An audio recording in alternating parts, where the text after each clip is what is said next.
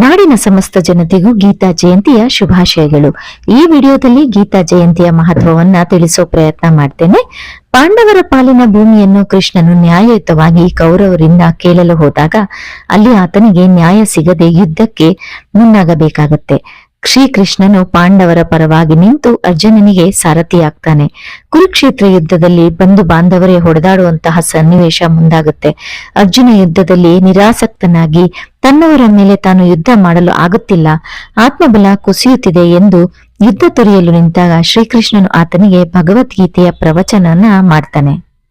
ಭಗವದ್ಗೀತೆಯ ಉಪದೇಶ ಕೇಳಿದ ಅರ್ಜುನನು ಕುರುಕ್ಷೇತ್ರ ಯುದ್ಧದಲ್ಲಿ ಯುದ್ಧ ಮುಂದುವರಿಸಿ ಕೃಷ್ಣನಿಂದಾಗಿ ಅಂಧಕಾರದಿಂದ ಹೊರಬಂದು ಕರ್ತವ್ಯ ನಿಷ್ಠೆಗೆ ಮುಂದಾಗಿ ಯುದ್ಧ ಗೆಲ್ಲುತ್ತಾನೆ. ಭಗವದ್ಗೀತೆಯ ಉಪದೇಶ ಮಾಡಿದ ಈ ದಿನವನ್ನೇ ನಾವು ಗೀತಾ ಜಯಂತಿ ಅಂತ ಆಚರಿಸ್ತೀವಿ.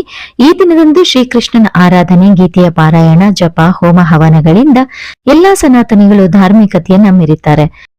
ಹಲವು ಶುಭ ಕಾರ್ಯಗಳನ್ನ ಈ ದಿನದಂದು ಆರಂಭಿಸಲಾಗುತ್ತೆ. 18 ಅಧ್ಯಾಯಗಳು 700 ಶ್ಲೋಕಗಳನ್ನು ಭಗವದ್ಗೀತೆಯು ಒಳಗೊಂಡಿದೆ. ಕೃಷ್ಣನು ಉಪದೇಶಿಸಿದ ಗೀತೆಯನ್ನ ಸಂಜಯನು ಧೃತರಾಷ್ಟ್ರನಿಗೆ ಹೇಳ್ತಾನೆ. 4 ವೇದಗಳು ಹಾಗೂ ಉಪನಿಷತ್ತುಗಳ ಸಾರವೇ ಈ ಪಂಚಮ ವೇದ ಭಗವದ್ಗೀತೆಯಾಗಿದೆ. ಗೀತೆಯ ಸಾರ ಅಂತ ಹೇಳೋದಾದ್ರೆ ಭಗವಂತನೇ ಸರ್ವೋತ್ತಮ. ಆತನಿಂದ ಸೃಷ್ಟಿಸಿರುವ ನಾವೆಲ್ಲರೂ ಕ್ಷಣಿಕ ಪಾತ್ರಧಾರಿಗಳು ಮಾತ್ರ. ಆತನ ರಚನೆಯೇ ನಾವೆಲ್ಲರೂ. ಆದಿಯೂ ಆತನೇ, ಅಂತ್ಯವೂ ಆತನೇ. ಭಗವಂತನ ಸೃಷ್ಟಿಯಾದ ಜೀವಾತ್ಮನು ಬರಿಗೈಯಲ್ಲಿ ಬಂದು ಬರಿಗೈಯಲ್ಲೇ ಹೋಗುತ್ತಾನೆ. ಕೃಷ್ಣನ ಇಂತಹ ಸಂದೇಶಗಳುಳ್ಳ ಗೀತೆಯನ್ನು ಅರಿತರೆ ಸಾಕು, ಜೀವನದ ದುಃಖಕ್ಕೆ ಮುಕ್ತಿ ಮಾರ್ಗ ಸಿಕ್ಕಂತೆ.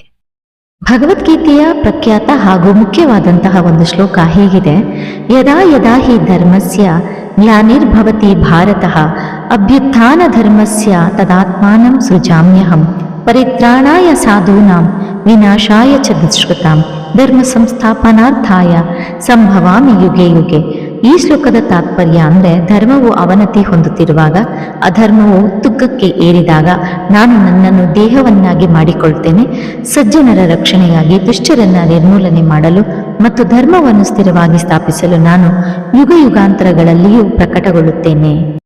ಒಟ್ಟಾರೆಯಾಗಿ ನನ್ನ ಭಾವನೆ ಒಂದೇ, ಎಲ್ಲವೂ ಶ್ರೀಕೃಷ್ಣನಿಂದಲೇ, ಶ್ರೀಕೃಷ್ಣನೇ ಎಲ್ಲ, ಕೃಷ್ಣ ಒಂದೇ ಜಗದ್ಗುರು.